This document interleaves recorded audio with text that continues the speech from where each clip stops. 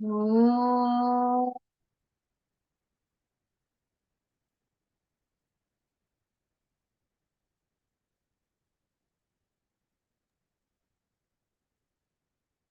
திருமூலரின் திருவடிகளை தொடங்கி இந்த வகுப்பை ஆரம்பிப்போம். இப்ப நம்ம 10 பாடல்கள் வர பார்த்துட்டோம். இந்த 10 பாடல்கள்ல நம்ம என்னெல்லாம் பார்த்தோம் அப்படிங்கிறத சுருக்கி இன்னைக்கு வந்து நம்ம ஃபர்ஸ்ட் பார்க்கலாம். என்னெல்லாம் பார்த்தோம்? இறைவன் வந்து ஒருவனாக இருக்கிறான். அவனை விட உயர்ந்த தெய்வம் வேறு யாரும் இல்லை. அவனுக்கு நிகரானவனும் யாரும் இல்லை. அவனன்றி பிற தெய்வங்கள், தேவர்கள் யாரும் இல்லை. அவனன்றி செய்தொழில் எதுவும் இல்லை. பஞ்சபூதமாக இருப்பவனும் அவனே, மேகமாக இருப்பவனும் அவனே, மலையாக பொழிபவனும் அவனே, கடலாக சேர்பவனும் அவனே, யாவும் அவனே அப்படிங்கிற மாதிரி சொல்லியிருப்பாங்க. அப்புறம் தீயை விடவும் வெண்மையானவன், நீரை விடவும் குளிர்மையானவன், குழந்தையை விடவும் நல்லவன், தாயை விடவும் உயர்ந்தவன். இந்த மாதிரி நிறைய இறைவனை வந்து உயர்த்தி சொல்லியிருப்பாங்க.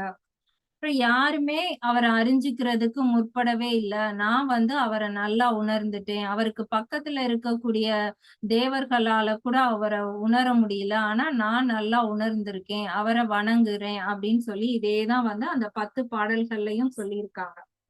அடுத்து வரப்போற 29 பாடல்கள்லயும் வந்து இதே கருத்துக்களை தான் சொல்ற மாதிரி இருக்கும். இப்ப நிறைய பேருக்கு என்ன டவுட்னா, இறைவன் வந்து வணக்கம் மேம். இறைவன் வந்து ஒருவனா இருக்கார், சொரூப நிலையில இருக்காரு. அவரால எல்லாமே முடியும் அப்படின்னா, அவர் அப்படியே இருக்கலாமே. எதுக்காக வந்து இத்தனை நிலைகள் மாறணும்? ஏன் இந்த உலகத்துல இப்படியெல்லாம் நடக்கணும்? அதுக்கு காரணமும் அவரா தானே இருக்க முடியும். அப்ப எப்படி இறைவன் வந்து நல்லவரா இருக்க முடியும்? இந்த மாதிரி நிறைய சந்தேகங்கள் வந்து நிறைய பேர் கேட்டிருந்தீங்க இல்லையா? அதனால இன்னைக்கு நம்ம கிளாஸ்ல என்ன பார்க்க போறோம்னா, இதுக்கான பதில்கள்லாம் வந்து அடுத்து வரப்போற பாடல்கள்ல இருக்கும். ஆனா வந்து அத கொஞ்சம் லைட்டா இப்பவே பார்த்துட்டோம்னா, நமக்கு இந்த சந்தேகங்கள்லாம் வந்து போயிடும். அதுக்காக இன்னைக்கு வந்து அடுத்து வரப்போறத இப்ப பார்க்க போறோம். ஒரு தியேட்டர்ல போய் உட்கார்றதுக்கு முன்னாடி எப்படி ட்ரெய்லர பார்த்துட்டு போறோமோ, அதே மாதிரி அடுத்து அவர் என்ன சொல்லப் போறாரு அப்படிங்கிறத நாம வந்து இப்ப ஃபர்ஸ்ட்டே வந்து கொஞ்சம் பார்த்துக்கலாம். இப்ப இன்னைக்கு நம்ம என்ன பார்க்க போறோம் அப்படின்னா, சித்தாந்தத்துடைய அடிப்படையான விஷயங்கள் என்னென்ன அப்படின்னு பார்க்க போறோம். சித்தாந்தத்துடைய அடிப்படையான விஷயங்கள்னா, நம்மள சுத்தி இருக்கு இல்லையா இந்த உலகத்துல, இந்த உலகத்துல இருக்கக்கூடிய எல்லாத்தையும் இந்த சித்தாந்திகள் என்ன பண்றாங்கன்னா, எடுத்து பிரிக்கிறாங்க. இப்ப மழையா அத வந்து பஞ்சபூதத்துல சேர்த்துக்கலாம். தண்ணியா அதையும் பஞ்சபூதத்துல சேர்த்துக்கலாம். அப்புறம் உயிரற்ற பொருளா, அத வந்து உயிரற்ற பொருள்னு சேர்த்துக்கலாம். இந்த ஆடு, மாடு, பசு இதெல்லாமா அத வந்து கால்நடைன்னு பிரிச்சிரலாம். மனிதர்கள் அவங்கள இப்படி பிரிக்கலாம் அப்படின்னு சொல்லி எல்லாத்தையுமே பிரிச்சுக்கிட்டே வர்றாங்க. பிரிச்ச பிறகு கடைசியா எப்படி பிரிக்கிறாங்கன்னா, 3 பொருளா எல்லாத்தையும் நம்ம பார்க்கிற எல்லா விஷயத்தையும் 3 பொருளா வந்து பிரிச்சு வைக்கிறாங்க. அதுல ஒண்ணு வந்து பதி, இன்னொன்னு வந்து பசு, இன்னொன்னு வந்து பாசம் அப்படின்னு சொல்லி 3 பொருளா வந்து பிரிக்கிறாங்க. இன்னைக்கு வந்து நம்ம போர்டுல கொஞ்சம் ரெஃபர் பண்ணிக்கலாம். போர்டுல நான் கொஞ்சம் எக்ஸ்பிளைன் பண்றேன். கூகுள் மீட்ல இருக்கிறவங்களுக்கும் போர்டு கிளியரா இருக்கும்னு சரியா? அப்ப சைவ சித்தாந்தத்துடைய அடிப்படையான விஷயம் என்னன்னா, முப்பொருள் உண்மை. 3 பொருள் தான் வந்து உண்மை அப்படின்னு சொல்றதுதான் சைவத்தினுடைய அடிப்படையான விஷயம். இந்த 3 பொருள் எதுல இருந்து வந்துச்சு தெரியாது. எப்ப இந்த பொருள் வர்றது முடியும் தெரியாது. அதாவது ஆதியும் கிடையாது, அந்தமும் கிடையாது. அப்ப இந்த 3 பொருளுமே என்னதுன்னா அனாதி. இது யாருமே உருவாக்கல. யாருமே இத அழிக்க முடியாது. இந்த 3 பொருளும் எப்பயுமே உள்ள பொருள். எப்படி வந்துச்சு என்னன்னே தெரியாது. அனாதி பொருள் அப்படின்னு சொல்லுவாங்க. அந்த 3 பொருள் பதின்னு பாக்குறோம் இல்லையா? அந்த பதிய வந்து ஒரு பெரிய ஜோதி மாதிரி எடுத்துக்கோங்க. இதத்தான் வந்து வள்ளலார் அருட்பெருஞ்சோதி அப்படின்னு சொல்றாங்க. நம்ம திருமூலர் வந்து இதுக்கு வந்து பதி அப்படின்னு பேர் கொடுக்கிறாரு. இதுக்குதான் இன்னொரு பேரும் இருக்கு. சிவம் அப்படிங்கிற இன்னொரு பேரும் இருக்கு. இதுதான் வந்து ஒரே ஒரு நிலை, சொரூப நிலை, இறைவன் ஒருவன் அப்படின்னு சொல்றது எல்லாமே இந்த பதி. அப்ப பதி வந்து எத்தனை இருக்கு? ஒரே ஒரு பதி தான் இருக்கு. இந்த பதி எப்படி இருக்குன்னா பேரறிவா இருக்கு. அறிவு நிறைஞ்சு இருக்கு. அந்த மாதிரியான ஒரு மிகப்பெரிய ஒரு சக்தி தான் வந்து பதி. நம்ம வந்து ஜனாதிபதி அப்படின்னு சொல்றோம் இல்லையா? பதினா அந்த ஜனங்களுக்கு எல்லாம் தலைவனானவன். லட்சாதிபதி அப்படின்னு சொல்றோம். அந்த லட்சங்களுக்கு எல்லாம் தலைவனானவன். இன்னொன்னு இந்த மோதிரத்துல வைரம் பதிக்கப்பட்டிருக்கு அப்படின்னு சொல்லுவோம். என் மனசுல பதிஞ்சிருச்சு அப்படின்னு சொல்லுவோம். அப்போ ஒரு ஒரு இடத்துல போய் அது நல்லா பிக்ஸ் ஆகுறது, அதுவும் வந்து பதி அப்படிங்கிற பொருள் தான். அப்ப இதுதான் வந்து பதி. 2வது உள்பொருள் என்னது? பசு.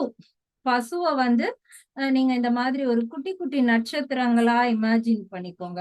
இது வந்து வானத்துக்கும் பூமிக்குமா இருக்கு அப்படின்னா இது வந்து குட்டி குட்டியா நம்மளுடைய ஒரு சின்ன பொட்டு அளவுக்கு இருக்குன்னு வச்சுக்கோங்க. ஒரு ஸ்டார்ஸ் மாதிரி இமேஜின் பண்ணிக்கோங்க. இது வந்து பசு. பசுனா நமக்கு தெரியும் இல்லையா? பெண் தன்மை உள்ள ஒரு மாடு. இது வந்து தலைவன் ஆண் தன்மை ஒண்ணே ஒண்ணு இருக்கு அப்படின்னா இது வந்து பெண் தன்மையுடைய பசு. இது யாருன்னா நம்ம எல்லாருமே ஆன்மா அப்படின்னு சொல்றோம் இல்லையா? உயிர்கள். நம்மளுக்குள்ள இருக்கிற ஆன்மாக்கும் பசுன்னு தான் பேரு. செடி கொடியில இருக்கக்கூடிய உயிருக்கும் பசுன்னு தான் பேரு. புழு பூச்சி யானை புலி சிங்கம் எல்லாத்துக்குள்ளயும் இருக்கிற அந்த உயிருக்கு பேரு வந்து பசு. அப்ப பசு மொத்தம் எத்தனை இருக்கு அப்படின்னா கணக்கே கிடையாது. எண்ணில் அடங்காத பசுக்கள் வந்து இருக்கு. பதி ஒண்ணே ஒண்ணு, பசு வந்து அதிகமா இருக்கு. இப்ப இது பேரறிவுன்னு பார்த்தோம் இல்லையா? அப்ப இதுக்கு என்ன அறிவுனா சிற்றறிவு. கொஞ்சோண்டு அறிவு இருக்கும். யாராவது சொன்னாங்கன்னா அதுக்கு அந்த அறிவு வேலை பார்க்கும், புரிஞ்சுக்க முடியும். அந்த மாதிரி தன்மையுடையது இந்த பசு. அடுத்து 3வதா உள்ளது ஒரு சேரும் சகதியுமா இருக்கிற மாதிரி. அந்த மாதிரி கற்பனை பண்ணிக்கோங்க. அதுக்கு பேரு வந்து பாசம். இந்த உலகத்துல இறைவன்னு நம்ம கற்பனையா வச்சிருப்போம் இல்லையா? அவர் ஒருத்தர், இந்த உயிர். இது போக என்னெல்லாம் இருக்கோ அது எல்லாமே வந்து பாசம். அப்ப பாசத்துக்கும் எத்தனை பாசம் இருக்குன்னா அதுவும் கணக்குலயே கிடையாது. பாசமும் நிறைய இருக்கு. இதுக்கு கொஞ்சோண்டு அறிவு இருக்கு இல்லையா? இந்த பாசத்துக்கு சுத்தமா அறிவே கிடையாது. அது வந்து ஒரு ஜட பொருள். எவ்வளவு தடவை நம்ம அறிவிச்சாலும் சரி அதால அறிஞ்சிக்கவே முடியாத ஒரு ஜட பொருள் தான் வந்து இந்த பாசம். அப்ப இந்த 3 பொருள் இருக்கு. இது எப்பயுமே உலகத்துல இருந்துகிட்டே இருக்கு. இந்த பாசத்துக்கு ஏன் அப்படி பேர் வச்சிருக்காங்கன்னா நம்ம பாசம்னு எதெல்லாம் சொல்வோம்? பாசம் கண்ணை மறைச்சிருச்சு, எனக்கும் என் மகளுக்கும் பயங்கர பாசமா இருப்போம் அப்படின்னு சொல்றோம். அது ஒரு ஒரு அன்பு மாதிரி சொல்றோம் இல்லையா? அது. அப்புறம் இவரு யமனுடைய கையில வந்து பாச கயறு இருக்கும் அப்படின்னு சொல்லுவோம். அந்த கயறு குறிக்கிறதும் பாசம் அப்படின்னு சொல்லுவோம். அப்புறம் நம்ம மழை பெஞ்சு ஒரு இடத்துல ரொம்ப நாள் தண்ணி தேங்கிருச்சுன்னா பாசம் பிடிச்சிருச்சு அப்படின்னு சொல்றோம். எல்லாமே வந்து ஒரு பொருள் தான். அதாவது ஒரு ஒரு எக்ஸ்ட்ரா ஃபிட்டிங் மாதிரி ஒண்ணு வந்து ஒரு இதை இணைக்கக்கூடியது. கயறு வந்து இப்படி கட்டுறோம். 2 விஷயத்த ஒண்ணு சேர்க்கிறோம். அந்த பாசம் வந்து ஒரு நல்ல கல் இருக்கு, ஒரு தண்ணி இருக்குன்னா 2க்கும் நடுவுல வந்து அத வந்து பிணைக்குது. அந்த பாசம் வந்து ஒரு மலம் மாதிரி நிக்குது. அதே மாதிரிதான் எனக்கும் என் மகளுக்கும் இடையில ஏதோ ஒரு பசை இதெல்லாமே சொல்றோம் இல்லையா? இதுல இருந்து வந்ததுதான். ஒட்ட வச்சிருக்கு. நம்மள வந்து இறுக்கி பிடிச்சு வச்சிருக்கு. அந்த அர்த்தம் வந்து பாசம். இப்ப இந்த 3 வந்து அதது பாட்டுல இருந்தா ஒண்ணுமே பிரச்சனையே இல்ல. ஆனா என்ன ஆகுதுன்னா, இந்த பசுக்களுக்கு வந்து கொஞ்சோண்டு அறிவு இருக்கு இல்லையா? அந்த அறிவை வச்சுக்கிட்டு அது எல்லாம் என்ன பண்ணுது? நகர்ந்து போய் இந்த பாசம் அப்படிங்கிற அந்த அந்த மலம், அந்த தேவையில்லாத ஒரு பசை மாதிரி அப்படின்னு சொன்னோம் இல்லையா? அந்த பாசத்துல போய் இந்த பசுக்கள் எல்லாம் வந்து சிக்கிக்கிட்டு நிக்கிற மாதிரி ஒரு நிலை.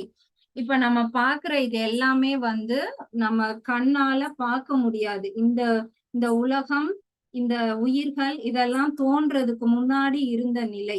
அப்ப வந்து நம்ம கற்பனையாதான் இத புரிஞ்சுக்க முடியும். இதுக்கெல்லாம் வந்து வடிவமோ எதுவுமே கிடையாது. இந்த மாதிரி இருந்திருக்கு. அப்ப இதுல போய் இது சிக்கிக்கிட்டு தவிக்கிற மாதிரியான ஒரு நிலை. இப்ப இதுக்கு வந்து பசுக்களுக்கு சிற்றறிவு இருக்கு. கொஞ்சோண்டு அறிவு இருக்கு. அத வச்சு அது வந்து பேரறிவு உடைய பதிக்கிட்ட போகாம, அறிவே இல்லாத இந்த பாசத்துக்கிட்ட வந்து போயிருச்சு. இதுதான் வந்து எல்லா பசுக்களும் மொத செய்த ஒரு தவறு. இறைவன்ட்ட போகாம பாசத்துல வந்து சிக்கிருச்சு. இப்ப அதுக்கப்புறம் அதால என்ன செய்யுதுன்னா, அந்த பாசத்தை விட்டு அதுக்கு வெளியில வரவே தெரியல. அதுக்குள்ளேயே இருக்கு. அப்ப இந்த பதி என்ன செய்யறாரு, அந்த பதி நினைச்சா நமக்கு என்ன, நம்ம பாட்டுல இருப்போம் அப்படின்னு இருக்கலாம். ஆனா அவர் வந்து அப்படி இல்ல. ஐயோ அது அறிவுள்ள பொருள், அது போய் இப்படி கஷ்டப்படுதே, நம்ம வந்து அத கொஞ்சம் விடுவிக்கலாமே அப்படின்னு சொல்லி இந்த பதி வந்து இறங்கி வர்றாரு. வந்து இந்த பாசத்துல இருந்து இத விடுவிக்கணும்னு நினைக்கிறாரு. அவர் நினைச்சா ஒரே நேரத்துல இந்த பாசத்தை ஃபுல்லா அழிச்சிட்டு இந்த பசுக்களை மீட்டெடுக்கலாம். இதெல்லாம் நமக்கு சந்தேகமா வரும். ஆனா அவர் அப்படி செய்யல. ஏன்னா இறைவன் வந்து ரொம்ப நல்லவர். இந்த பாசம் எந்த தப்பும் பண்ணல இல்லையா? அது அறிவற்ற பொருள். அது வாட்டுலதான் இருந்துச்சு. இந்த பசுக்களாதான் போய் அதுல விழுந்துருச்சு. அப்ப தப்பே பண்ணாத அந்த பாசத்தை எதுக்கு அவர் அழிக்கணும்? அதனால அவர் அழிக்க மாட்டாரு. இந்த பசுக்களை மட்டும்தான் அதுல இருந்து வெளியில கொண்டு வரணும்னு முயற்சி பண்ணுவார். அதுதான் வந்து இறைவனுடைய குணமே. சோ அதத்தான் வந்து பதி செய்ய போறாரு. அப்ப அதை செய்யறதுக்கு அவர் என்ன பண்றாரு அப்படின்னா, இவர் வந்து மிகப்பெரிய சக்தி. அவருக்குள்ள ஏதோ ஒரு சின்ன சக்தி, இச்சா சக்தி அப்படின்னு சொல்றோம் இல்லையா? இச்சை அப்படின்னா ஆசை. அந்த இறைவனுக்கும் ஒரு ஆசை வருது. பாவம் அந்த பசுக்களை எல்லாம் காப்பாத்தலாமே அப்படின்னு அவருக்குள்ள ஒரு இச்சா சக்தி வந்து வருது. வந்த உடனே அவர் என்ன பண்றாரு, அவருடைய ஞான சக்திய வந்து அனுப்புறாரு. ஞான சக்தி அப்படிங்கிறது என்ன? ஞானம் நம்ம அறிவுன்னு சொல்றோம் இல்லையா? ஞான சக்தி. அந்த ஞான சக்தி வந்து எப்படி இருக்கும்னா சவுண்ட் எனர்ஜியா இருக்கும். நம்ம பிசிக்ஸ்ல எல்லாம் சவுண்ட்னா எப்படி படிப்போம்? ஒரு அலைகள் மாதிரி படிப்போம் இல்லையா? அப்ப அந்த ஞான சக்திக்கான சிம்பல் வந்து இந்த இந்த வேவ்ஸ், இந்த மாதிரி ஒரு அலைகள் மாதிரி சொல்வாங்க. அப்ப ஞான சக்தி எப்படி போகுது? ஒளி வடிவமா போகுது, சவுண்டா போகுது. இதுக்குதான் வந்து இன்னொரு பேரு சிவம். இன்னொரு பேரு சிவம். நாதம் அப்படிங்கிறதும் இந்த ஒளியினுடைய பெயர் தான் நாதம். இது எல்லாமே ஞான சக்தியோட இது. இந்த ஒளி போயிருச்சு. அடுத்து அவருடைய கிரியா சக்தி, அதையும் அனுப்புறாரு. இந்த பசுக்களை காப்பாத்துறதுக்காக கிரியா சக்தியா அனுப்புறாரு. கிரியை அப்படின்னா என்னன்னா நம்மளுடைய செயல்கள், ஆக்ஷன் அப்படின்னு சொல்றோம் இல்லையா? அதுதான் வந்து கிரியா சக்தி. இதுக்கு பெயர் சிவம்னா இதுக்கு பெயர் சக்தி. இதுக்கு பெயர் நாதம் அப்படின்னா இதுக்கு பேரு விந்து, அதாவது லைட் எனர்ஜி. லைட் எனர்ஜியோட சிம்பல் வந்து ஒரு சர்க்கிளா இருக்கும். இது வந்து ஒளி. விந்து அது நாதம், இது விந்து. இன்னொரு பெயர் தான் இதுக்கு வந்து சக்தி அப்படிங்கிற பேர். இந்த ரெண்டு சக்தியையும் அவர் வந்து அனுப்புறாரு. நாதத்தையும் விந்துவையும் அனுப்புறாரு. எதுக்காக அனுப்புறாரு? இந்த பசுக்களை வந்து இந்த பாசத்துல இருந்து மீட்டெடுக்கிறதுக்காக அனுப்புறாரு. இப்ப இந்த ரெண்டும் இருக்கு இல்லையா? நாதமும் விந்தும், அது ரெண்டும் வந்து ஒண்ணு சேர போகுது. ஒண்ணு சேர்ந்து அதுதான் வந்து இந்த பசுக்களை வந்து காப்பாத்த போகுது. இப்ப ரெண்டு ப்ராடக்ட நம்ம ஒண்ணு சேர்க்கிறோம் அப்படின்னா, இப்ப ஒரு பவுல்ல ஒரு பொரியும் ஒரு கடலையும் ரெண்டையும் மிக்ஸ் பண்ணணும்னா என்ன பண்ணுவோம்? ஒண்ணு ரெண்டையும் ஈக்குவலா மிக்ஸ் பண்ணுவோம். ரெண்டையும் ஒரே அளவு மிக்ஸ் பண்ணுவோம். இல்லைன்னா ஒரு இதுல பொரி கூட, இன்னொரு இதுல அந்த கடலை கூட. அந்த மாதிரி 3 விதமா நமக்கு ப்ராடக்ட் வரும் இல்லையா? அந்த மாதிரிதான் இந்த சக்தியும் சிவமும் சேரும்போது ஃபர்ஸ்ட் ரெண்டும் ஈக்குவலா சேருது. நாதமும் விந்துவும் ஈக்குவலா சேருது. அதுக்கு பெயர் வந்து சாதாக்கியம். இந்த ரெண்டும் சேர்ற அந்த நிலைக்கு பேரு சாதாக்கியம். இத வந்து வெளி அப்படின்னு சொல்றோம், ஸ்பேஸ்ன்னு சொல்றோம் இல்லையா? அதுதான் வந்து சாதாக்கியம். அந்த ஸ்பேஸ் வந்து இது ரெண்டும் சேரும்போது உருவாகுது. சிவனும் சக்தியும் சேர்ந்த ஒரு நிலை. இதுக்குதான் வந்து நம்ம அந்த லிங்க வடிவமும் கொடுத்திருப்போம். அந்த லைட் சிம்பிளுக்கு அந்த லிங்கம் மாதிரியும், கீழே அந்த கோடுக்கு சவுண்டுக்கு இது மாதிரி. நம்ம பொதுவா லைட்ட வந்து ரேஸ் அப்படின்னு சொல்லி ஸ்கூல் டேஸ்ல ஒரு சிங்கிள் லைன் போட்டு இப்படி ஆரோ மார்க் இந்த மாதிரி போட்டிருப்போம் லைட் ரேஸ்க்கு. ஆனா அடுத்து வந்து குவாண்டம் பிசிக்ஸ் படிக்கும் போதுதான் நம்ம என்ன பார்த்திருப்போம், லைட் வந்து ரேஸ் கிடையாது, அது பார்ட்டிகிள்ஸ், லைட் பார்ட்டிகிள்ஸ். அது வந்து கடுகு மாதிரி சின்ன சின்ன துகள்கள் வந்து ஒன்னா சேர்ந்து ரொம்ப ஃபாஸ்டா போறனால நம்ம கண்ணுக்கு வந்து அது கோடு மாதிரி ரேஸ் மாதிரி தெரியுது. ஆக்சுவலா உள்ள வந்து பொட்டலம் பொட்டலமா ஒவ்வொரு பார்ட்டிகிள்ஸ் இருக்கு. குவாண்டம் பிசிக்ஸ்ல நாம படிச்சிருக்கோம். அதனாலதான் அவங்க வந்து ஒளிக்கு வந்து சிம்பிள் ரவுண்ட் சிம்பிள் கொடுத்திருக்காங்க. லைட் வந்து எப்பயுமே ரவுண்டா தான் டிராவல் ஆகும். இப்ப இது ரெண்டும் சேர்ந்த இந்த சிம்பிள் வந்து நம்ம வேற எங்க பார்த்திருக்கோம்? நம்ம அந்த ஸ்பெர்ம்ஸ் பார்த்திருக்கோம் இல்லையா? ஆன்மாவினுடைய சிம்பிள் வந்து இப்படிதான் இருக்கும். அதே மாதிரி பிள்ளையார் சுழின்னு போடுறதும் இதே மாதிரிதான் இருக்கும். அந்த சிவனும் சக்தியும் சேர்ந்த நிலைதான் இந்த மாதிரி இருக்கும். சரிங்களா? இப்ப ரெண்டும் ஈக்குவல் ப்ரொபோர்ஷன்ல சேரும் போது சாதாக்கியம் அப்படின்னு ஒரு ஒரு எனர்ஜி கிடைக்குது. அடுத்து ஞான சக்தி, அந்த சிவம் அதிகமாகவும் இந்த சக்தி கம்மியாவும் இருக்கும்போது அப்ப வந்து ஒரு எனர்ஜி கிடைக்குது. அதுக்கு பேர் வந்து ஈசத்துவம். ஈசத்துவம்னு அப்படி ஒரு எனர்ஜி வந்து கிடைக்குது. அதுக்கப்புறம் இந்த கிரியையினுடைய சக்தி அதிகமாகவும் இந்த ஞானத்தினுடைய சக்தி கம்மியாவும் இருக்கும்போது அப்ப வந்து ஒரு சக்தி கிடைக்குது. அதுக்கு பெயர் சுத்த வித்தை. இப்ப வந்து 5 விதமான சக்தி வந்துருச்சா? இந்த ஒரே பதியில இருந்து நாதம், விந்து, சாதாக்கியம், ஈசத்துவம், சுத்த வித்தை, இந்த 5 விதமான இது வந்துருச்சு. இப்ப இந்த சுத்த வித்தை கடைசியா பார்த்தோம் இல்லையா? இந்த சுத்த வித்தை வந்து என்ன ஆகுதுன்னா இதுக்கு உள்ளேயே போயிருச்சு. இந்த நாளும் இந்த பாசத்துக்குள்ள போகல, வெளியில அந்த ரொம்ப தூய்மையான ஒரு இடத்துல இருந்துச்சு. இந்த சுத்த வித்தை மட்டும் என்ன ஆயிடுச்சுன்னா உள்ள போயிடுச்சு. இப்ப நம்ம ஒரு டேங்க கிளீன் பண்ண போறோம்னா முடிஞ்ச அளவு வெளியில இருந்து ட்ரை பண்ணுவோம். அப்புறம் நல்லா கிளீன் பண்ணி ஆகணும்னா யாராவது ஒருத்தர் உள்ள இறங்கி கிளீன் பண்ணுவோம் இல்லையா? அதே மாதிரிதான் இந்த பதியினுடைய செயலால சுத்த வித்தை அப்படிங்கிற அந்த தத்துவம் வந்து இந்த பாசத்துக்குள்ளேயே போயிடுச்சு. உள்ள போகவும் என்ன ஆகுது, இந்த சுத்த வித்தை வந்து எல்லாத்தோடையும் கலந்துருச்சு. அப்ப எத்தனை ஆன்மாக்கள் இருந்தாலும் சரி எல்லாத்துக்குள்ளயும் இந்த சிவம் வந்து சுத்த வித்தை மூலமா போய் கலந்துடுறாரு. ஆன்மாக்குள்ள மட்டும் கலக்கல, அந்த மலம் இருக்கு இல்லையா, பாசம்ங்கிற மலம், அதுக்குள்ளயும் போய் கலந்துடுறாரு. அப்ப எல்லாமே வந்து இந்த பதி கலந்த ஒரு ஒரு விஷயமா இப்ப வந்து மாறிடுச்சு. இப்ப இதுக்கப்புறம் இப்ப என்ன பண்ணணும், இந்த பதிக்கு வந்து ஒரு ஆசைய இந்த பசுக்களுக்கு வந்து ஒரு ஆசையை தூண்டணும். இந்த பாசத்தை விட்டு நம்ம வெளியில வரணும் அப்படிங்கிற ஒரு ஆசையை தூண்டணும். அப்ப அதுக்கு வந்து மனம் அப்படிங்கிற ஒரு தன்மையை கொடுக்கணும். அப்ப அந்த சுத்த வித்தை வந்து எல்லா அந்த பசுக்களுக்கும் மனம் அப்படிங்கிற ஒரு தன்மையை கொடுக்குறாரு. அதுக்கப்புறம் அந்த மனம் சிந்திக்கிறதுக்கு புத்தி வேணும். அப்ப புத்திங்கிற ஒரு தன்மையை கொடுக்குறாரு. அப்ப அந்த புத்தி எப்படி வேலை பார்க்கும், வெளியில இருந்து நிறைய விஷயங்களை கத்துக்கும் போதுதான் வேலை பார்க்கும். அப்ப வெளியில இருந்து வரக்கூடிய விஷயங்கள் எப்படி இருக்கும், நம்மளுடைய கண் மூலமா, காது மூலமா, மூக்கு, நாக்கு, தொடு உணர்வு மூலமா 5 விதமான சென்சஸ் இருக்கு இல்லையா, 5 ஞானங்கள். அப்ப அந்த சென்சஸ கொடுக்கணும்னு சொல்லி 5 ஞானங்களை கொடுக்குறாரு. அப்ப அந்த ஞானத்தை உணர்றதுக்கு என்ன வேணும், பார்க்கக்கூடிய விஷயம் வேணும்னா கண்ணுன்னு ஒண்ணு வேணும் இல்லையா?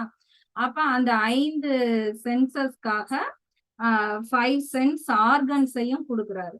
அதுக்கப்புறம் இந்த உடலை இயக்குறதுக்கு கை கால் வேணும் இல்லையா? இந்த மாதிரி ஒன்னொன்னா வந்து கொடுத்து அந்த பசுக்களுக்கு ஒரு உருவம் கொடுத்து அந்த உயிருக்கு எல்லாமே கொடுத்து அந்த பசுக்களை வந்து இந்த மாதிரி ஒரு உயிரா மாத்துறாரு.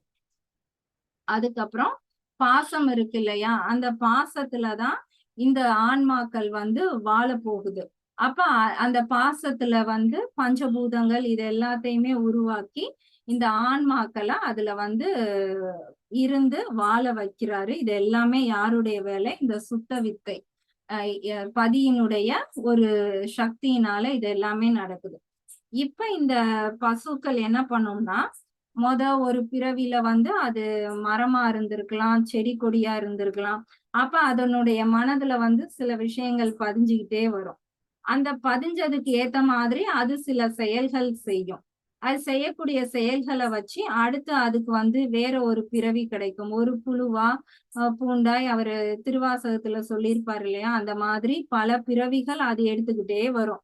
அப்படியே மனம் வந்து கொஞ்சம் கொஞ்சமா பக்குவமாகி ஒரு ஸ்டேஜ்ல அதுக்கு வந்து புரியும். நம்ம எங்கேயோ இருந்து மாட்டிக்கிட்டு இருக்கோம். இது இல்ல நம்மளுடைய ஒரிஜினலான இடம். நம்மளுடைய தன்மை இது கிடையாது. அப்படின்னு எப்ப அந்த பசுக்களுக்கு தோணுதோ, அப்ப வந்து இந்த பதி வந்து ஹெல்ப் பண்ணுவாரு. ஹெல்ப் பண்ணி கொஞ்சம் கொஞ்சமா இதுல இருந்து விடுவிப்பாரு. இதுதான் வந்து அந்த தன்மை. இப்ப ஏன் அப்ப நம்ம தப்பு பண்றோம் அப்படின்னா, எதுக்குமே வந்து பதி வந்து பொறுப்பாக மாட்டாரு. ஏன்னா, நம்மளுடைய மனதுல பதியக்கூடியது, நம்மளுடைய செயல்கள் மூலமா நம்மளுடைய மனம் வந்து மாறிக்கிட்டே போகுது. எதுக்குமே வந்து பதி பொறுப்பு கிடையாது. நம்ம ஃபர்ஸ்ட் கிளாஸ்லயே பார்த்தோம் இல்லையா? அவர் வந்து ஒன்றாயும் இருப்பார், வேறாயும் இருப்பார், உடனாயும் இருப்பார்ன்னு.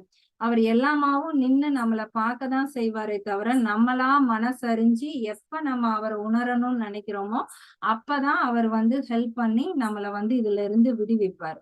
ஆனால் நம்ம செய்யற தப்பு எல்லாமே வந்து நம்ம மனசுபடி தான் நாம செஞ்சுகிட்டே வரோம். ஒரு நாள் நம்மளா புரிஞ்சு அதுல இருந்து வெளியில வருவோம்.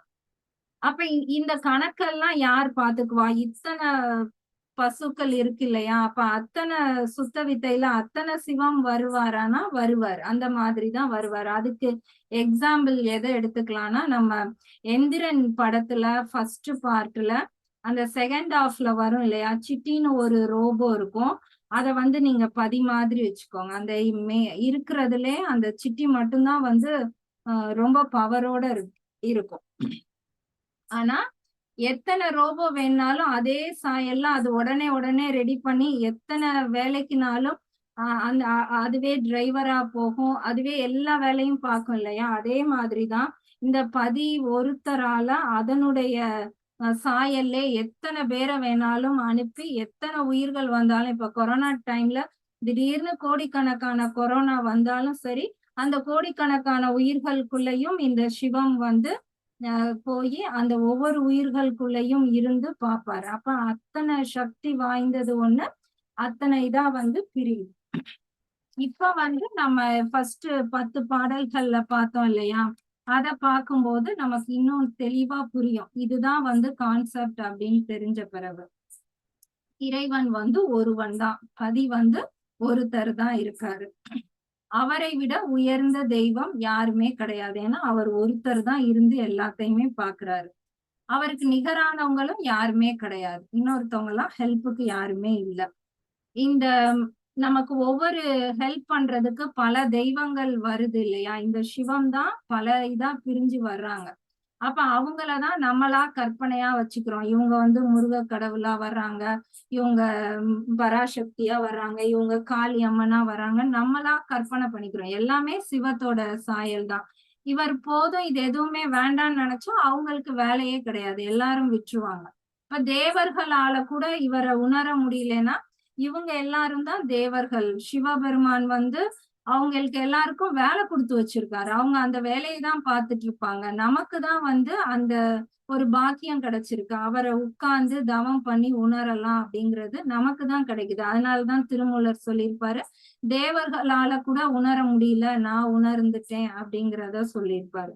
அப்ப இவரே தான் பஞ்சபூதங்களா மாறும்போது, ஒரு இடத்துல தீயா இருக்குன்னா, அத விடயும் வெம்மையாவும் அவரால மாற முடியுது. ஒரு இடத்துல பனி இருக்குன்னா, அத விடயும் குளுமையா அவரால மாற முடியுது.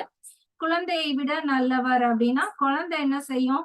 நம்ம யாராவது திட்டிட்டோம், அடிச்சிட்டோம்னா கூட அது மறந்துட்டு, அது பாட்டுல நம்மகிட்ட எப்பயும் போலே பாசமா இருக்கும்.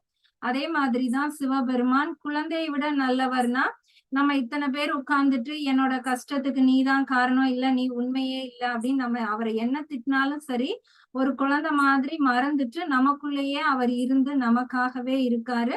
நமக்கு நல்லதும் செய்யறாரு. குழந்தை வந்து மறக்குமே தவிர திரும்ப அதுக்கு நல்லதெல்லாம் கெட்டது செய்ய தெரியாது. ஆனா சிவபெருமான் குழந்தை மாதிரி எல்லாத்தையும் மறந்துட்டு நமக்கு நல்லதும் செய்யறாரு. தாயை விட உயர்ந்தவர்னா ஒரு அம்மா வந்து தன்னுடைய குழந்தைக்காக அவ்வளவு தூரம் கஷ்டப்படுவாங்க. ஆனா சிவபெருமான் வந்து இது தனக்குன்னு குழந்தைகள் அப்படியெல்லாம் கிடையாது. ஆனா எல்லாருக்காகவும் அவர் ஒருத்தர் வந்து கஷ்டப்படும் போது அவர் வந்து தாயை விடவும் உயர்ந்தவரா இருக்காரு. நம்ம பக்கத்துல இருக்காருன்னு நினைச்சா பக்கத்துல இருக்காரு, தூரமா இருந்து எல்லாமாகவும் அவர் இருக்காரு அப்படிங்கறதான் அவர் சொல்றாரு. இவரை வந்து நான் வணங்குறேன் அப்படின்னு சொல்லியிருக்காரு. இப்ப ஃபர்ஸ்ட் கிளாஸ்ல கார்த்திகா கேட்டாங்க இல்லையா? அப்ப மற்ற மதத்துல எல்லாம் அவங்க எல்லாம் யாருமே உணரலையா? நமக்கு தான் இவ்வளவு இது கிடைச்சிருக்கான்னு. இப்ப இதே கான்செப்ட் தான் பைபிள்லயும் வரும். பிதா நம்ம பதின்னு சொல்றோம், அவங்க பிதான்னு சொல்றாங்க. சுதன் அப்படின்னு சொல்லுவாங்க, நம்ம பசு ஆன்மா அப்படின்னு சொல்றோம். பரிசுத்த ஆவி அப்படின்னு சொல்லுவாங்க, நம்ம பாசம்னு சொல்றோம். சோ எல்லா மதத்திலயுமே அவங்க இந்த 3 விஷயங்கள்ல அவங்க மதத்துக்கு ஏத்த மாதிரி ஒரு பக்குவத்துல புரிஞ்சு எல்லா மதத்திலயும் அவங்க வந்து அந்த பதிய போய் அடையிறதுக்கு என்ன நிலை அப்படின்னு தெரிஞ்சுதான் வச்சிருக்காங்க. எல்லாருமே வந்து பதிய உணரதான் செய்யறாங்க. நாமளும் வந்து திருமூலர் காட்டின வழிகள்ல போய் நாம வந்து உணர முடியலாம். இப்ப இனி வரப்போற கிளாஸஸ்ல வந்து நமக்கு பார்த்தோம்னா நமக்கு வந்து புரியும். எதுக்காக அவர் வந்து எல்லாரையும் இந்த மாதிரி வந்து சொல்லியிருக்காரு அப்படிங்கிறது. இது ஓரளவு புரிஞ்சிருக்கும்னு நினைக்கிறேன். இனி அடுத்து வர பாடல்கள்ல அவர் ஒன்னொன்னா எக்ஸ்பிளைன் பண்ணுவாரு. பதினா என்ன, பசுனா என்ன எல்லாமே சொல்வாரு. ஏன் வந்து இத பசுன்னு சொல்றோம் அப்படின்னா, அந்த பதி தலைவன் அப்படிங்கிறது ஆண் தன்மை உடையது. இந்த பசு அப்படிங்கிறது ஒரு பெண் மாடு. அப்ப எத்தனை ஆன்மாக்கள் இருந்தாலும் அத வந்து பெண் தன்மையா அவங்க ஆணா இருந்தாலும் சரி, அலியா இருந்தாலும் சரி, பெண்ணா இருந்தாலும் சரி. இந்த ஆன்மாக்கள் எல்லாமே பெண் தன்மை கொண்டது. எல்லாருமே ஒரு நாள் அந்த சிவனுடன் அந்த தலைவன் கிட்ட போய் சேரக்கூடிய பெண்கள் அப்படிங்கிற அர்த்தத்துல அதுக்கு வந்து பசுன்னு கொடுத்திருப்பாங்க. பசுவுடைய பசுவை நாம எப்படி வளர்ப்போம்? அது எவ்வளவு தூரம் மேயலாம் அப்படின்னு நினைக்கிறோமோ அந்த அளவுக்கு ஒரு கயர்ல வந்து கட்டி வச்சிருவோம். அதோட லிமிட் அவ்வளவுதான். அதே மாதிரிதான் இந்த பசுக்களுடைய அறிவுக்கு எட்டின மாதிரி இந்த பாசத்தினால அது வந்து கட்டப்பட்டுருச்சு. அதால விட்டு வெளியவும் வர முடியல. அந்த பாசம் கயிறு பாசம் இல்லையா? அந்த பசுவை வந்து பாசத்தோட இணைத்த நிலைமையில நம்ம இந்த ஆன்மாக்கள் இருக்கனால இதுக்கு வந்து பசுன்னு பேரு. அத கட்டுற அந்த பாசம் இருக்கு இல்லையா? அதுக்கு வந்து பாசம்னு பேரு. இனி அடுத்து வரக்கூடிய பாடல்கள்ல இந்த இவருக்கு என்னெல்லாம் குணம் இருக்கு, பசுக்கு என்ன குணம் இருக்கு, ஏன் அதுக்கு சிற்றறிவு இருக்கு, அப்ப அந்த அறிவுக்கு எப்படி அது எட்டும், எப்படி வரும், இது எல்லாமே வந்து அடுத்து வரக்கூடிய பாடல்கள்ல பார்க்கலாம். உங்களுக்கு இது புரிஞ்சிருக்கும்னு நினைக்கிறேன். நிறைய பேர் இந்த கிளாஸ் அட்டன் பண்ணியிருப்பீங்க. பதி பசு பாசம் தெரிஞ்சிருக்கும். அவங்களுக்கு இன்னும் கொஞ்சம் ஈஸியா இருந்திருக்கும். வேற எதுவும் உங்களுடைய சந்தேகங்கள் இருந்தா கேட்கலாம்.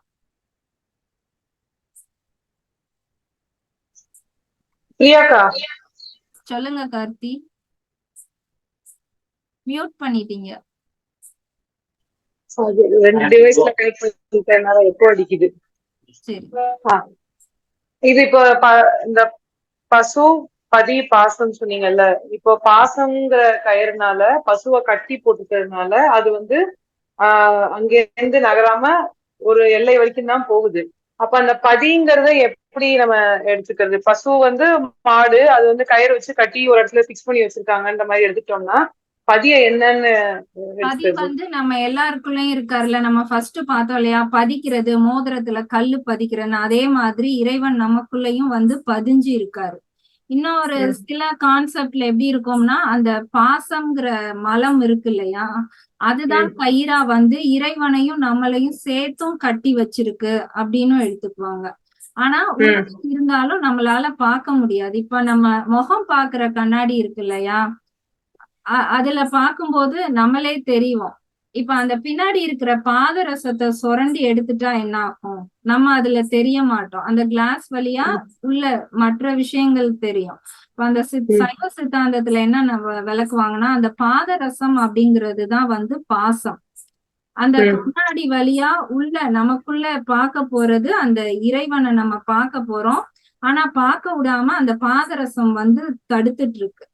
நம்மளுடைய சில செயல்கள்னால கொஞ்சம் கொஞ்சமா அந்த பாசத்தை வந்து அப்படியே அந்த பாதரசத்தை நம்ம அறுத்து அறுத்து எடுத்துட்டோம்னா ஒரு நாள் அந்த கண்ணாடி வந்து அந்த டிரான்ஸ்பரண்ட் கிளாஸா மாறிடும். அன்னைக்கு நம்ம வந்து நமக்குள்ள இருக்கிற அந்த பதிய வந்து பாத்துடலாம். அது எப்படி அப்படிங்கறத அடுத்து கொஞ்சம் கொஞ்சமா நமக்கு சொல்லி கொடுப்பாங்க. எனக்கு ஒரு டவுட். நீங்க வந்து இந்த பதி பசு வந்து அந்த பதி வந்து ஆண் தன்மை உடையது, பசு வந்து பெண் தன்மை உடையது. நீங்க அந்த ஆண் தன்மை பெண் தன்மைன்றது இங்க என்ன குறிக்கிறீங்க இந்த இடத்துல? அதாவது இவர் வந்து ஒருத்தர் தான் இருக்காரு. இவங்க எல்லாருமே இவங்களுடைய போய் சேர போறாங்க. ஆண் பெண் இணைகிறது அந்த ஒரு தத்துவம் தான்.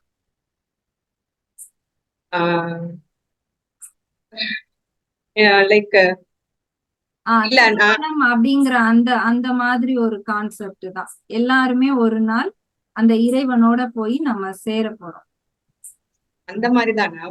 அந்த தன்மைன்றது வந்து வேற மாதிரி மீனிங் எதுவும் இல்லையா? லைக் இல்ல இல்ல இல்ல, நம்ம இது மாதிரியும் எடுத்துக்கலாம்ல பிரியாக்கா, மேக்னெட் மாதிரியும். இறைவன்கிறது ஒரிஜினல் மேக்னெட், நம்ம எல்லாம் வந்து கூட ஒட்டிட்டு இருந்த ஒரு இரும்பு துகள் மாதிரி. சோ நம்மலாம் தனியா மேக்னெட்னு நம்ம நினைச்சிட்டு இருக்கோம். பட் ஆக்சுவலா வந்து நம்ம போய் இறைவனோட சேர்ந்துட்டோம்னா தான் அப்படியே முழுசா அந்த மேக்னெட்டோட ஒரு பார்ட்டா ஆயிடலாம். நார்த் சவுத் அந்த மாதிரியும் எடுத்துக்கலாம்ல. எடுத்துக்கலாம். எல்லாமே நம்மளுடைய புரிதல் தான். இப்ப நான் எனக்கு புரிஞ்ச மாதிரி நான் ஒரு டயக்ராம் வச்சு நான் எனக்குள்ள மைண்ட்ல ஒண்ணு வச்சிருக்கேன். அந்த மாதிரி தான்.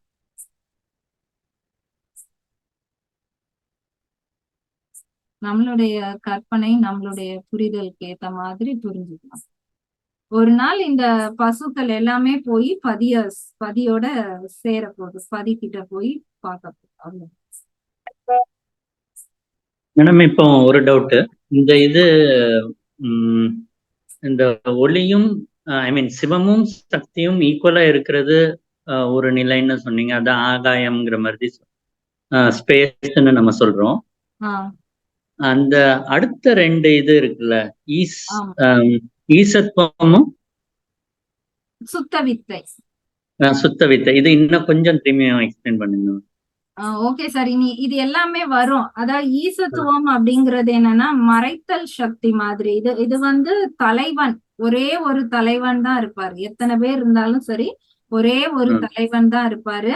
இந்த பசுக்கள் எல்லாம் போய் இதை அடைய போகுது. இப்ப நம்ம எங்க இருக்கோம்? இந்த லாஸ்ட் ஸ்டேஜ் சுத்த வித்தை வந்து இருக்கோம். நமக்கு அடுத்த நிலைக்கு போக விடாம நடுவுல இருக்கக்கூடிய அந்த மறைத்தல் சக்தி தான் வந்து ஈசத்துவம், மறைத்தல்னு வச்சுக்கோங்க. அப்ப இந்த சுத்த வித்தையில இருந்து நம்ம ஒரு கொஞ்சம் தெளிஞ்சு வர வர அந்த மறைத்தல் சக்தியும் வந்து நம்மள கூட்டிட்டு போய் இந்த வெளியில சேர்க்கும். அடுத்து நம்ம அந்த வெளியில இருந்து நம்ம இந்த நாதம் விந்து ரெண்டையும் உணரும் போது நம்மளால அந்த பதிய போய் நெருங்க முடியும். இது அப்படியே ஒவ்வொரு ஸ்டேஜா நம்மள கூட்டிட்டு போற மாதிரி. நம்ம பிசிக்ஸ்ல படிச்சிருப்போம் இல்லையா, பிக் பேங் தியரி. இந்த அண்டம் எப்படி வந்துச்சுன்னா திடீர்னு ஒரு சத்தம் வந்துச்சுன்னா அதுதான் வந்து நாதம். முத ஒரு சவுண்ட் வந்திருக்கு. ஒரு பட்டாசு வெடிச்சா அந்த இடத்துல என்ன இருக்கும்? கட்டாயம் லைட் வரும். அப்போ ஒரு சவுண்ட் வருதுனாலே பின்னாடி வந்து லைட் வந்திருக்கும். அந்த சவுண்டும் லைட்டும் சேரும் போது என்ன ஆகும்? ஒரு பொல்யூஷன் மாதிரி ஒரு ஸ்பேஸ் கிரியேட் ஆகி நிறைய துகள்கள் வந்து அந்த வெளி வந்திருக்கும். அடுத்து அந்த வெளியில இருந்து அடுத்து சில சக்திகள் வரும்போது நம்மள மறைக்கிற மாதிரி ஒரு சக்தி வந்து ஈசத்துவம், வந்து சுத்த வித்தை. சுத்த வித்தை தான் இதுக்குள்ள இறங்கி இது எல்லாமே ஒரு நிமிஷம். இப்போ எனக்கு இது எல்லாமே சொல்லி கொடுக்கறது வந்து என்னோட அண்ணன் தான் அப்படின்னு சொல்லியிருந்தேன் இல்லையா. எங்க அண்ணன் தான் வந்து எனக்கு நிறைய சந்தேகங்கள் சொல்லி கொடுப்பாங்க. எங்க அண்ணனை இன்னைக்கு நான் கிளாஸ்க்கு கூப்பிட்டு இருந்தேன். சோ அண்ணா, நீ ஏதாவது சொல்றியானா? இன்னும் என்னை விட கொஞ்சம் கிளியரா எக்ஸ்பிளைன் பண்ணுவான். ஹலோ, ஆ கேக்குதா? கேக்குதுண்ணா. ம் ஒரு நிமிஷம் ம். கேட்டுக்கிட்டு தான் இருந்தேன். அதாவது ஒருத்தவங்க கேள்வி கேட்டாங்க இல்லையா, அது ஏன் ஆண் அது ஏன் பெண் அப்படின்னா, அது ஒரு இருமை தத்துவன்றத சொல்றதுக்கு தான் அத ஆண் ஆண் பெண் சொல்றாங்களே தவிர, ஆண்னா ஒரு உயர்ந்த சக்தி, பெண்ணா ஒரு தாழ்ந்த சக்தின்ற மாதிரி கிடையாது. புரியுதுங்களா? அது ரெண்டும் டுவாலிட்டி, இருமை அப்படின்ற ஒரு இதுல தான் சொல்றாங்க. அது ஏன் பதி ஆண் அப்படின்னா, இப்ப நம்ம சொல்லுவோம் இல்லையா, தளபதி, ம் தளபதி, ஆம், ஆஹம், ஜனாதிபதி. பதி அப்படி என்றால்னே லீடர், முன்னாடி முன்னாடி எல்லாத்துக்கும் முன்னாடி இருக்கிறவர், லீடு தான் பண்ணுவார் அவரு, இல்லையா? இந்த பசு அப்படின்னா அந்த பசு பாசத்தோட இருக்கிறதுனால தான் பசு. பசுன்னா தாய்மை பொருந்தியது, பால் கொடுக்கக்கூடியது, எல்லாமே பசுன்னு தான் சொல்லுவோம் நம்ம, இல்லையா? தாய்த்தன்மை உள்ள எல்லாமே பசு அப்படின்றது. அந்த பசுக்கு என்னன்னா, அந்த பசுக்கு பிளைண்டா இருக்கு. எதனாலனா பாசத்துல அட்டாச் ஆயிருக்கு. அப்ப அந்த பசுக்கு அறிவு, மதி வரணும், ஞானம் வரணும். ஞானம் வரும் பொழுது அது பதிய ஃபாலோ பண்ணி போகும். பதி வந்து கூப்பிட மாட்டாரு, பதி லீடு தான் பண்ணுவாரு. நம்ம தான் அங்க போய் சேரணும் அப்படின்ற ஒரு இதே தவிர, இங்க ஆண் பெண் அந்த மாதிரியான ஒரு இது கிடையாது, அந்த மாதிரியான ஒரு பாகுபாடு கிடையாது. ஆமா. ம் ஆனா வேற இது நம்ம இதுல சொல்லுவாங்களா, ஹார்மோன்ஸ்ல ப்ரோஜெஸ்ட்ரான், ஈஸ்ட்ரஜன் ரெண்டும் சொல்லுவாங்க. அது எல்லாருக்குமே அது ரெண்டு ஹார்மோன்ஸுமே இருக்கும். ஆமா சோ ஆமாமா அது எது ஓங்கி நிக்குதோ அந்த தன்மையில தான் நம்ம வெளிப்படுத்துவோம் அப்படிங்கிற மாதிரி சொல்லுவாங்கல்ல. சோ நீங்க சொல்றது ஆமா எல்லாருக்குமே அந்த ஈஸ்ட்ரஜன், அந்த ம் அந்த ஆண், அந்த ஆமா. அதனால மதர்லி லவ், அந்த பதி பசுக்கான அப்படின்னா அது எல்லா ஆண் இதுவுமே இருக்கும். உயர்ந்தது அப்படின்னு சொல்ல முடியாது. பசு அப்படி, பதி அப்படின்றத நம்ம ஒளி ஒளி, சவுண்ட் அண்ட் லைட், ஒளி துகள், காட் பார்ட்டிகிள்னு வச்சுக்கோங்க பதிய. சரிங்களா? அந்த பதி நம்ம உடம்புக்குள்ள, இந்த உடலுக்குள்ள பதிஞ்சிருக்கு, உயிர் மாதிரி பதிஞ்சிருக்கு. அந்த பசுவை நீங்க உயிரா கூட எடுத்துக்கலாம். இந்த உடலில் இருக்கும், உடலும் உயிரும் சேர்ந்தது பசுன்னு எடுத்துக்கங்க நீங்க. ஆனா அத இப்ப பாசம் அடைச்சிட்டு இருக்கு. பாசம் அப்படின்றது உங்களுடைய பந்தங்கள், வினைகள், இது எல்லாம் அடைச்சிட்டு இருக்கு. நம்ம அதுலயே நம்ம கருத்தை இது பண்ணிக்கிட்டு இருக்கோம். நம்ம மனசுல ஃபுல்லா ஓடுறது எல்லாம், இந்த பசுவோட மனசுல ஓடுறது எல்லாம் பாசம் தான் ஓடிட்டு இருக்கு. என் குழந்தைக்கு பால் கொடுக்கணும், என் இதுக்கு இது பண்ணணும்ட்டு இந்த பாசம் தான் இருக்கு. அது ஸ்கிரீன், அந்த தெளிவான ஒரு படம் பார்க்கக்கூடிய அந்த ஒயிட் ஸ்கிரீன் தான் பதி. ஆனா அந்த பதியை நம்ம உணர முடியாம, அந்த மிரர் எக்ஸாம்பிள் சொன்ன மாதிரி, அது நம்ம பல பாசங்கள், பல டிஸ்பிளே ஓடிக்கிட்டு இருக்கு. என்னைக்கு அந்த பாசத்தை நம்ம நிப்பாட்டுறோமோ, அப்ப அந்த பசுக்கு பதிய பாத்துருது. அந்த ஒரு ஒரு இதாவும் எடுத்துக்கலாம் நம்ம. இதத்தான் முப்பொருள் அப்படின்ட்டு நம்ம சொல்லக்கூடியது.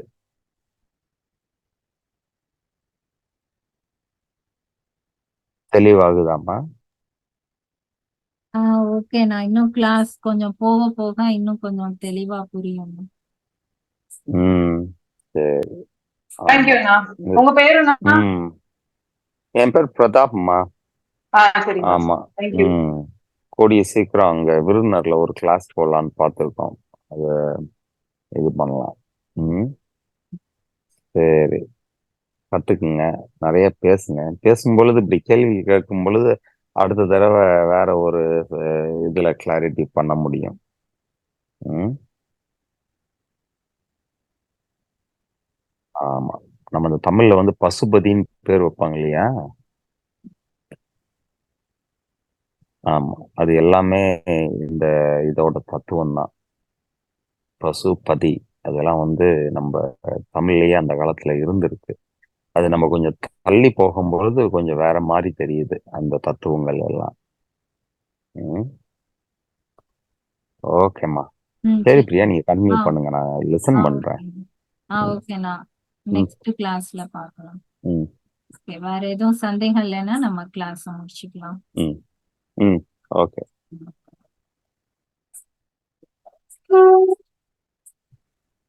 பிரியா, இன்னொரு டவுட். ஆக்சுவலி இப்போ வந்து நம்ம ஒரு ஏஜுக்கு பிறகு நமக்கே அந்த ஒரு ஒரு மாற்றம் வந்து நம்ம பதிய தேடி போறோம். சப்போஸ் வந்து இந்த பிறவி எடுத்து நம்ம மாற்றமே பண்ணாம பதிய தேடி போகாமே இருந்தோம்னா அது வந்து லைக் நெக்ஸ்ட் பிறவி வரும்னு மீனிங்கா? ஆமா, அதுக்கு இல்ல வந்து என்ன அது சொல்லுவாங்கன்னா வருத்த அந்த வித்து அப்படின்னு சொல்லுவாங்க. ஒரு விதைய வந்து நம்ம போட்டோம்னா அது வந்து செடி முளைக்கும். அப்ப ஒரு உயிர் வந்து பல பிறவி எடுத்து வந்துகிட்டே இருக்கும். இப்ப அந்த விதைய வந்து நல்லா வறுத்துட்டு அதுக்கப்புறம் நம்ம அத ஊனி வச்சோம்னா அந்த விதையில இருந்து வராது, எந்த செடியும் வராது. அந்த மாதிரிதான் நம்மளுடைய மனம் வந்து பல பிறவிகள் எடுத்து எடுத்து பல கஷ்டம் இதெல்லாம் அனுபவிச்சு அது வந்து திரும்ப முளைக்க முடியாத ஒரு பக்குவத்துக்கு வரும்போதுதான் நம்ம வந்து இந்த பிறவி போதும் அப்படின்னு சொல்லிட்டு அந்த இறைவனை அடையிற மாதிரி போகும். அப்ப இந்த பிறவில எனக்கு இந்த இந்த கான்செப்டே எனக்கு புரியல, எனக்கு பிடிக்கல அப்படின்னா தேவையில்லை. நம்ம யாரையும் கட்டாயப்படுத்த வேண்டாம். அவங்க இன்னும் என்னெல்லாம் அனுபவிக்கணுமோ என்ஜாய் பண்ணணுமோ அதெல்லாம் பண்ணிட்டு அவங்களுக்குன்னு ஒரு பிறவி வரும்போது அவங்களாவே தேடி வருவாங்க. நம்மளும் போன பிறவில இதெல்லாம் தேடினோமா படிச்சோமான்னு தெரியல. இந்த பிறவில நமக்கு ஏதோ ஒண்ணு தோணுது, அதனால நாம படிக்கிறோம். தோணாதவங்களுக்கு அதனால ஒண்ணுமே இல்லை. ஆனா நமக்கு அது தோன்ற வரை நம்ம பிறவிகள் எடுத்துக்கிட்டே தான் இருப்போம். Okay Priya, thanks Priya. Okay Sudha.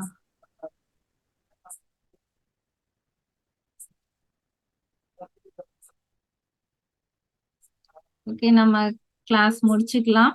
அனைவருக்கும் நன்றி. நெக்ஸ்ட் கிளாஸ் பார்க்கலாம். தேங்க்யூ.